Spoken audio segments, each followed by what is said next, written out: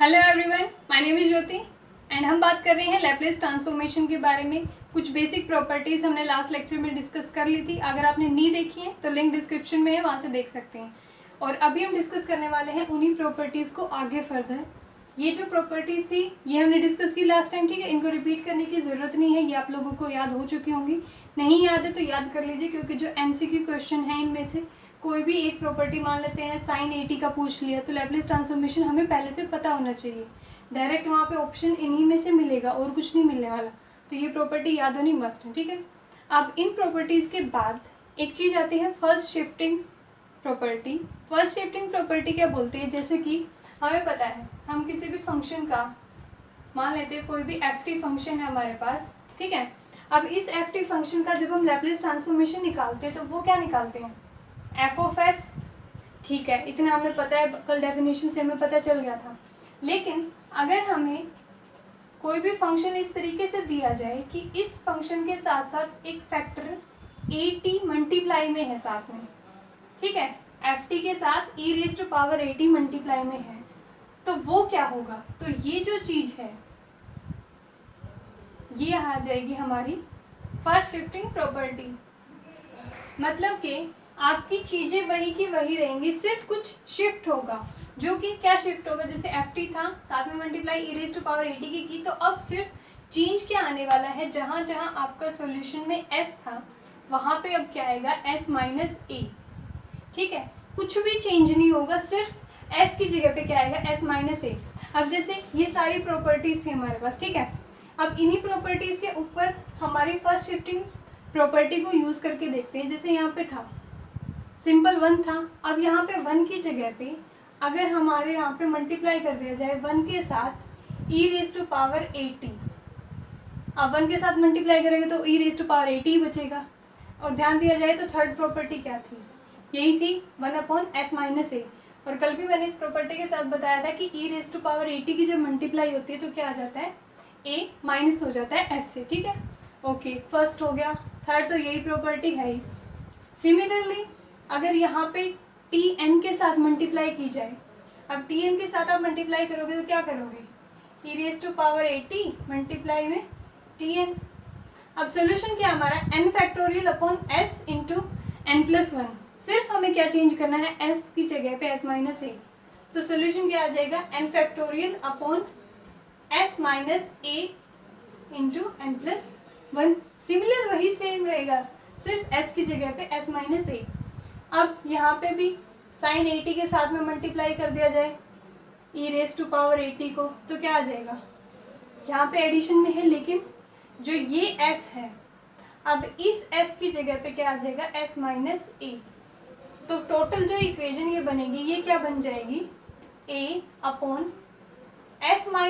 का square plus a का square. कुछ भी चेंज नहीं है, सिर्फ s-a आना है s की जगह पे। यहाँ पे भी क्या आ जाएगा, s की जगह पे s-a, वैसे का वैसे स्क्वायर रह जाना है। यहाँ पे भी वही और यहाँ पे भी वही। तो हर एक प्रॉपर्टी के ऊपर अगर हमें फर्स्ट शिफ्टिंग प्रॉपर्टी लगानी पड़े तो हम कैसे लगाएंगे, सिर्फ आप जो भी हमारे पास फंक्शन दे रखा है उसकी मल्टीप्लाई करो e⁻80 के साथ, और आंसर में जहाँ पे s है वहाँ पे क्या आ जाएगा s-a, ठीक है। तो ये थी हमारी फर्स्ट शिफ्टिंग प्रॉपर्टी। अब फर्स्ट शिफ्टिंग प्रॉपर्टी के बाद हम बात करते हैं लीनियर प्रॉपर्टी की। क्या, linear property of Laplace transformation. अब इस प्रॉपर्टी के अंदर क्या होगा, इस प्रॉपर्टी के अंदर कुछ भी नहीं करना, सिर्फ आपको लैपलेस ट्रांसफॉर्मेशन ही निकालना है। बस फैक्टर को अलग अलग मान लेते हैं। कोई भी हमारे पास लैपलेस ट्रांसफॉर्मेशन निकालने के लिए फंक्शन दिया गया जिसमें कई सारे फंक्शन है, मतलब अब तक तो क्या था, सिर्फ एक फंक्शन था, या तो एक्सपोनेंशियल है, ट्रिग्नोमेट्री है, कैसा भी है, सिर्फ एक फंक्शन था। लेकिन अब क्या होगा, मान लेते हैं कोई t के साथ मल्टीप्लाई है tn फंक्शन, ठीक है, या फिर मान लो कि ये f(t) है, ठीक है, कोई भी फंक्शन। यहाँ पे हमारा मतलब है f(t), अब यहाँ पे tn भी हो सकता है या कोई और फंक्शन भी हो सकता है, तो हम जनरल लेके चल रहे हैं, ठीक है। उसके बाद b g(t), कोई और कांस्टेंट है b एंड gt, कोई और फंक्शन है, प्लस c h(t). इस तरीके से कोई भी हमारे फंक्शंस का क्या है, समेशन है। कई सारे फंक्शन आपस में क्या कर रहे हैं, ऐड हो रहे हैं। तो अब इन सब का अगर हमें लैपलेस ट्रांसफॉर्मेशन निकालना है तो हम कैसे निकाल सकते हैं? सिंपल, क्या करना है, अब ये जो फंक्शन है ये उन्हीं प्रॉपर्टीज में से सेटिस्फाई करेंगे, या तो एक्सपोनेंशियल होगा या फिर क्या होगा, ट्रिग्नोमेट्री या कोई और फंक्शन, तो उनका हमें पता होगा लेकिन सम का हमें नहीं पता। तो हम लीनियर प्रॉपर्टी के थ्रू क्या बोल सकते हैं कि आप क्या करो, सबका अलग अलग निकाल दो। आप लैपलेस ट्रांसफॉर्मेशन निकाल लो एफ ऑफ टी का, ठीक है, प्लस लैपलेस ट्रांसफॉर्मेशन निकाल लो बी जी ऑफ टी का, एंड प्लस लैपलेस ट्रांसफॉर्मेशन निकाल लो सी एच ऑफ टी का। यानी कि आपको सॉल्यूशन समेशन में नहीं देना, आप सबका अलग अलग लैपलेस ट्रांसफॉर्मेशन निकाल सकते हो, जिससे आपको क्या मिल जाएगा, नेट रिजल्ट मिल जाएगा। ठीक है, तो linear property of Laplace transformation से हमें क्या मिला कि अगर आपको समेशन के अंदर पूछ रखा है तो आप कैसे सॉल्यूशन को बताओगे, अलग अलग फंक्शन का लैपलेस ट्रांसफॉर्मेशन निकाल के। अब इस क्वेश्चन को समझने के लिए और जो हमने प्रॉपर्टी स्टडी की थी उनको एग्जैक्टली देखने के लिए कि कैसे यूज होते हैं, हम एक क्वेश्चन को डील कर लेते हैं। मान लेते हैं कोई भी हमारे पास ये फंक्शन दे रखा है, ठीक है, ये है हमारा एफ ऑफ टी फंक्शन है। अब लैपलेस ट्रांसफॉर्मेशन की लीनियर प्रॉपर्टी की तरह यहाँ पे कई सारे फंक्शन का समेशन है, ठीक है। तो अभी हमने पढ़ा कि हम क्या करेंगे, सबका अलग अलग निकालेंगे, यानी कि ई वाले का अलग निकालेंगे, इसका अलग, इस वाले का अलग और इसका अलग। और जबकि ध्यान से देखा जाए e raise to power A t का भी हमने पढ़ा था, टी की पावर एन का भी, साइन का भी, कोस का भी, ये सब हम पढ़ चुके हैं।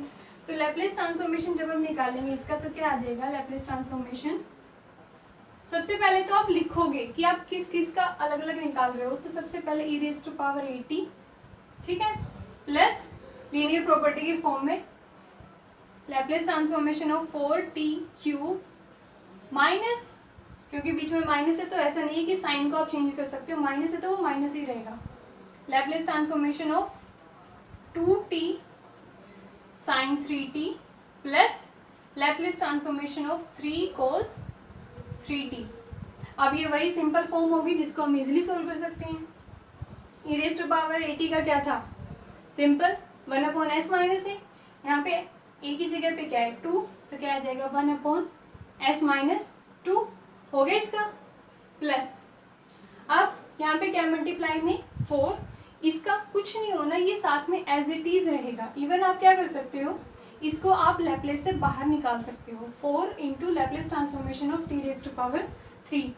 अब T raise to power N का क्या था, N factorial upon S raise to power N plus 1, तो टी रेज टू पावर 3 का क्या आ जाएगा 3 factorial upon S raise to power N plus 1, यानी कि एन कितना है 3, तो 3 प्लस 1, ठीक है। तो ये हो गया हमारा सेकंड का। नेक्स्ट है हमारे पास 2t sin 3t। अब मल्टीप्लाई वाला अभी नहीं देखा है तो अभी के लिए क्वेश्चन को सिंपल कर देते हैं, तो हम t को अभी के लिए यूज नहीं करते, ठीक है। नेक्स्ट और प्रॉपर्टी जब हम स्टडी करेंगे तो t को हम तब देखेंगे कि कैसे डील करते हैं u v वाले फंक्शन को। अभी के लिए क्या करते हैं, सिंपल 2 sin 3t, तो 2 हमारा एज यूजल बाहर आ जाएगा, sin 3t यानी कि sin a t का क्या पढ़ा था हमने, a/s² प्लस a², तो a क्या है हमारे पास 3, सो 3/s² प्लस a², जो कि क्या है 9, क्योंकि 3 का क्या होगा स्क्वायर। अब इसी तरीके से लैपलेस ट्रांसफॉर्मेशन कोस का निकालेंगे तो क्या, 3 हमारा बाहर मल्टीप्लाई में है ही, कोस 3t का क्या हो जाएगा, कोस की केस में क्या होता है s, तो s/s² प्लस a², ये क्या है 3, तो वो क्या आ जाएगा 9। तो ये सिंपल हमारा क्या आ गया, लैपलेस ट्रांसफॉर्मेशन किसका, इस पूरे फंक्शन का। तो this is our Laplace transformation of the given function.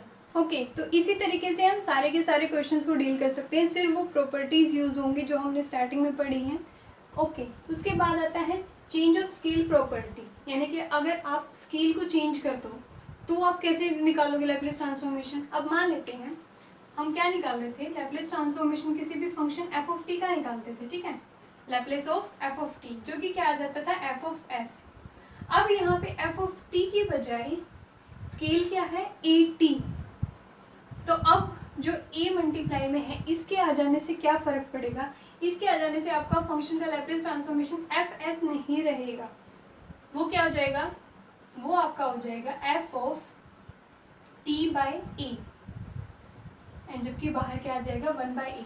यानी कि अगर आपका a यहाँ पे मल्टीप्लाई हो रहा है ना t के साथ, तो सॉल्यूशन में क्या आ जाएगा, वो डिवाइड में, सॉरी यहाँ पे t नहीं s आएगा, क्योंकि सॉल्यूशन क्या आता है हमारा f ऑफ s। तो चेंज ऑफ स्केल प्रॉपर्टी क्या बोलती है कि अगर आपके फंक्शन t के साथ कोई कांस्टेंट a मल्टीप्लाई में है तो उसका लैप्लेस ट्रांसफॉर्मेशन क्या आएगा, 1/a f of s by a। इसी तरीके से अब यहाँ पे तो क्या था, मल्टीप्लाई में था। अब मान लेते हैं हमारा जो a है वो डिवाइड में आ जाए तो t बाई a, तो उसका भी सिमिलर केस है। यहाँ पे मल्टीप्लाई था तो कहाँ पे आया था, डिवाइड में। अब डिवाइड में तो क्या आएगा, मल्टीप्लाई में a into F of A S. तो ये हमारी क्या हो जाती है, ये हमारे हो जाती है चेंज ऑफ स्केल प्रॉपर्टी, जिसके थ्रू मतलब आप स्केल को चेंज करते हो, सिंपल एफ टी की जगह पे कोई और साथ में कॉन्स्टेंट मल्टीप्लाई कर रहे हो तो वो क्या आ जाएगा, सिंपल मल्टीप्लाई हो रहा है तो डिवाइड में, डिवाइड हो रहा है तो क्या हो जाएगा, मल्टीप्लाई में। Okay, so first shifting property भी हम पढ़ चुके हैं, लीनियर प्रॉपर्टी भी, चेंज ऑफ स्केल प्रॉपर्टी भी। अब एक क्वेश्चन हम देख रहे हैं फर्स्ट शिफ्टिंग प्रॉपर्टी के ऊपर। क्या फर्स्ट शिफ्टिंग प्रॉपर्टी ने क्या बोला कि अगर आपको लैप्लेस ट्रांसफॉर्मेशन निकालना है और आपके फंक्शन एफ टी के साथ में एक और फंक्शन मल्टीप्लाई में है, that is E raise to power A T, तो आपका लैप्लेस ट्रांसफॉर्मेशन क्या हो जाएगा, F of S minus A, जहाँ पे एस है उसकी जगह पे एस माइनस ए। ठीक है, अब हमें निकालना है साइन हाइपरबोलिक बी टी का। अब sine cos, sine hyperbolic, cos hyperbolic सबके हम पढ़ चुके हैं, तो साइन हाइपरबोलिक बी टी का क्या यहाँ पे यूज है बी, जबकि हमने फॉर्मूले में स्टडी किया था ए। तो इन चीज़ों से कोई भी फर्क नहीं पड़ता, चाहे आप ए यूज़ करो या बी यूज़ करो, सब सेम है। ठीक है, तो यहाँ पे बी आ जाएगा जहाँ जहाँ हमने ए लगाया था, तो क्या आ जाएगा, B upon S square minus B square. यहाँ पे इन दोनों जगह पे ये था ना। ठीक है, तो सिंपल आप चेंज कर सकते हो, कोई फर्क नहीं पड़ता, ए या बी से दोनों कांस्टेंट है। कोई और अल्फाबेट यूज़ करना चाहो तो वो भी कर सकते हो, जहाँ पे हमारे एस के लिए क्या कंडीशन हो जाएगी कि मोड ऑफ बी से ग्रेटर होगा। ठीक है, तो अब हमें ये पता है कि लैप्लेस ट्रांसफॉर्मेशन हमारा साइन हाइपरबोलिक का क्या होता है, ये होता है। अब ठीक है, प्रॉपर्टी लगाते हैं, तो इसका तो क्या हो जाएगा, b upon S square minus B square. लेकिन हमने क्या लगानी है, फर्स्ट शिफ्टिंग प्रॉपर्टी लगानी है, तो s नहीं आएगा यहाँ पे, s की जगह पे क्या आएगा, s minus A according to the first shifting property.